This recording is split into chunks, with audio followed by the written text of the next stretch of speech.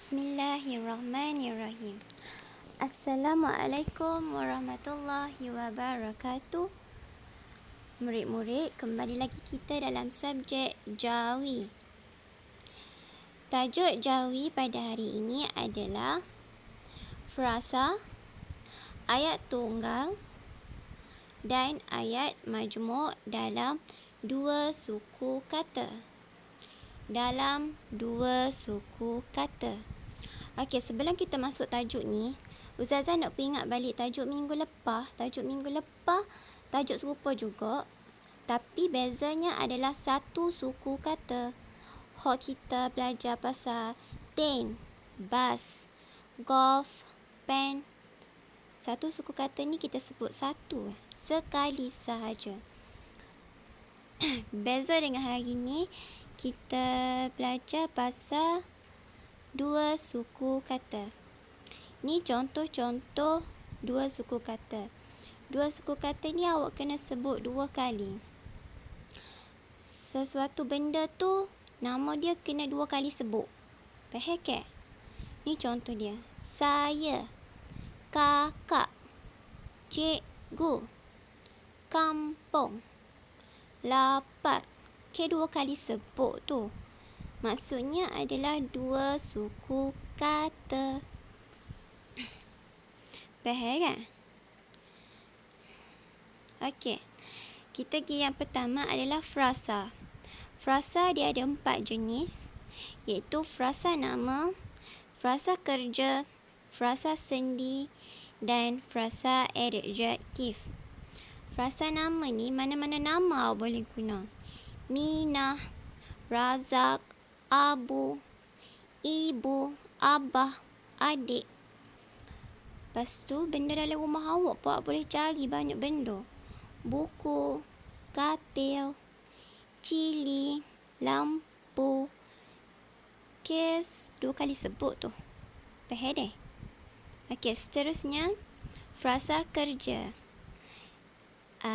Tidur, basuh, masak, pukul, makan. Dan seterusnya, frasa sendi, iaitu dari dengan pada. Dari lain, pada lain. Faham kan? Dan last sekali adalah frasa adjektif. Frasa adjektif ni, contoh dia, gana awak nak menggambarkan sesuatu benda tu. Awak nak royak benda tu gana.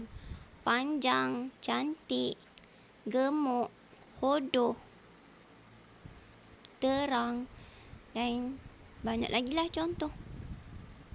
Okey, yang kedua kita pergi kepada ayat tunggal. Ayat tunggal adalah ayat yang mempunyai satu subjek dan satu predikat. Contoh ayat tunggal bagi dua suku kata. Ibu beli bawang. Ibu. I-I-B-U-Bu. Ibu. Alif ya i bawang bu. Ibu.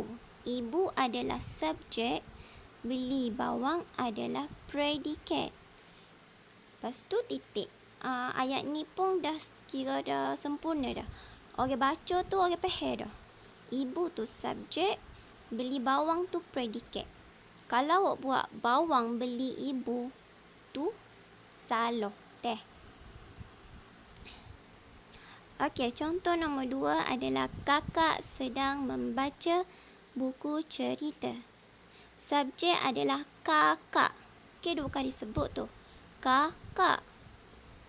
Dan predikat adalah sedang membaca buku cerita. Kakak tu tengah buat gapo? Dia tengah baca buku.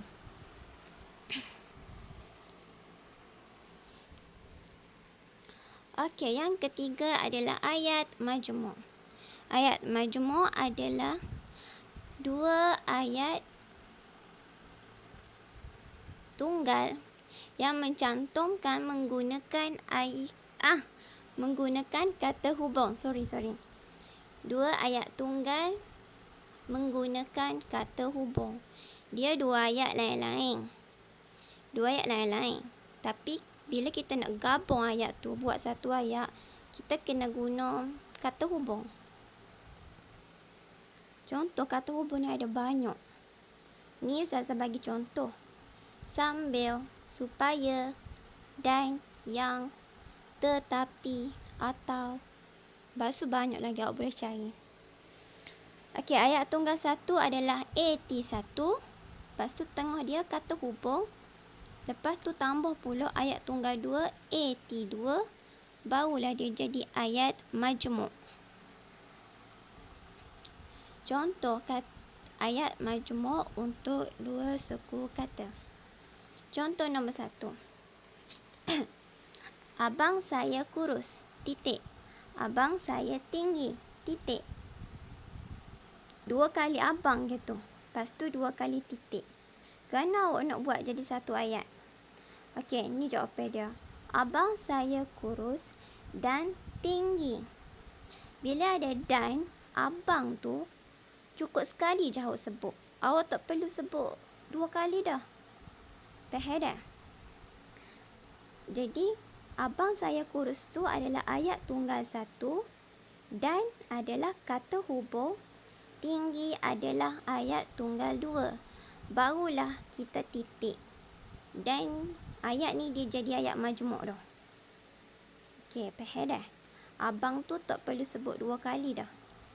Hak ni sama macam contoh 1 tadi. Adam makan nasi. Titik. Adam menonton televisyen. Siapa makan nasi, siapa tonton TV. Adam. Jadi Adam kita nak buat satu ayat je. Adam makan nasi sambil menonton televisyen. Sambil tu adalah kata hubung. Jadi bila ada kata hubung, kita tak perlu sebut dah Adam tu 2 kali. Lepas tu kita tak perlu ada dah titik tu 2 kali. Kita cukup sekadar titik tu sekali je. Adam makan nasi sambil menonton televisyen. Contoh nombor 3 adalah Nurul suka membaca. Adiknya suka melukis. Okey, ni 2 orang berlainan. Dah 2 orang dah. Nurul pun ada, adik dia pun ada. Gana kita nak buat? Tadi dengan orang tular, ni orang lain-lain. Jadi kita kena tulis 2-2 lah juga. Nurul suka membaca, tetapi adiknya suka melukis. Dia kena ada 2-2 juga. Kalau buat adik tu, jadi tak jadi ayat lah.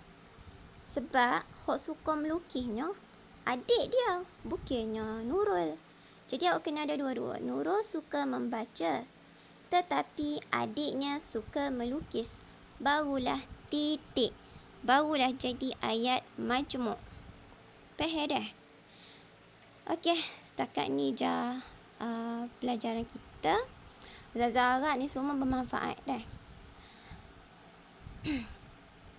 Okeylah, Assalamualaikum.